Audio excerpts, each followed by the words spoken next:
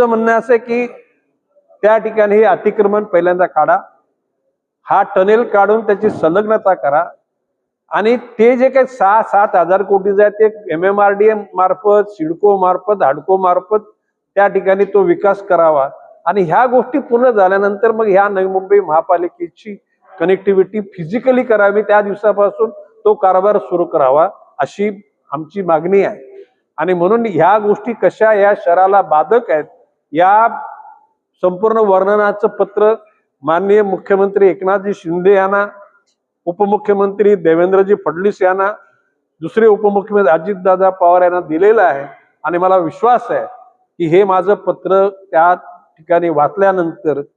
निश्चितपणे नवी मुंबईच्या जनतेवर होणारा अन्याय ते दूर करतील। या शहराच्या सगळ्या ह्या जडणघडणी झाल्यानंतर या शहरामध्ये